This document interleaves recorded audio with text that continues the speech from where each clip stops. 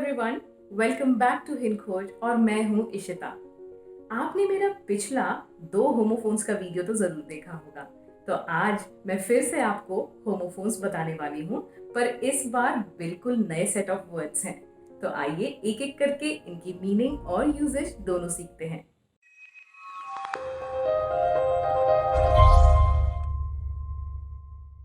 आज का पहला पेयर है इंजीनियस और इंजेनस।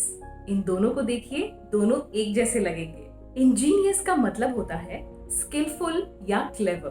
कोई बहुत चालाक हो या जिसके अंदर बहुत सारी स्किल हो तो हम उन्हें इंजीनियस बोलेंगे। For example, Raman is an Angénieux boy. But अगर आपको इंजेनस बोलना है तो आप उसे यूज करते हैं फ्रैंक या इनोसेंट बताने के लिए। जैसे कि बच्चे किसी के भी सामने कुछ भी बोलते हैं तो बिल्कुल फ्रैंक होते हैं वो, और साथ में बहुत इनोसेंट भी। तो ऐसा कोई व्यक्ति आपको दिखे, आप उन्हें इंजेनस बोलेंगे। सो डिफरेंस देखिएगा प्रोनाउंसिएशन में, पर दिखने में ये वर्ड एक जैसे लगते हैं। Children are ingenious. The next set of word is proscribe and prescribe. O और E का डिफरेंस है। तो देखिए, proscribe का मतलब क्या होता है। जब आपको कोई बात मना की जाए और वो लॉ के अकॉर्डिंग मना हो, forbidden by law, तो आप कहेंगे वो prescribed है, यानी वो मना है। The sale of narcotics is proscribed by law. Narcotics यानी कि ड्रग्स और नशे की चीजें सेल करना मना है, फॉरबिडन है लॉ के अकॉर्डिंग, इसलिए ये प्रोस्क्राइब्ड है। बट जहां प्रेस्क्राइब की बात होती है, डॉक्टर की याद आ जाती है। डॉक्टर आपको प्रेस्क्रिप्शन देते हैं, तो यहाँ प्रेस्क्राइब बिल्कुल सेम है। प्रेस्क्राइब का मतलब होता है रिकमेंडेड इन राइटिंग। अगर लिखित रूप से आपको कुछ रिकमेंड किया गया है, सुझाव दिया गया है, तो डॉक्टर्स प्रेस्क्राइब करते हैं medicine. These medicines are prescribed by the doctor. The next pair of words is allowed and allowed. बिल्कुल सेम है सुनने में, बट इस allowed का मतलब होता है परमिशन देना।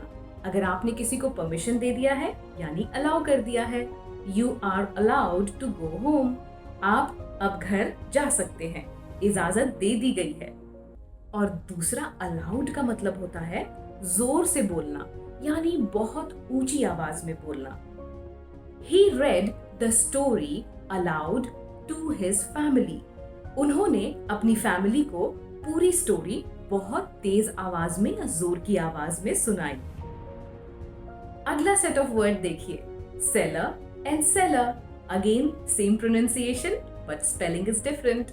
इस सेलर का मतलब होता है आपके घर के सबसे नीचे वाले फ्लोर पर कई बार वेयर हाउस बनाया जाता है। बहुत सारे घरों में मैंने देखा है। तो अगर ग्राउंड फ्लोर पे वेयर हाउस हो जहाँ पे स्टोर का सामान रखा जाए, या जैसे फर्नीचर पुराने, आपके राशन का सामान, कुछ भी अगर आप जहाँ स्टोर करते हो उसे हम सेलर कहते हैं, और ये ग्राउंड फ्लोर पर होगा।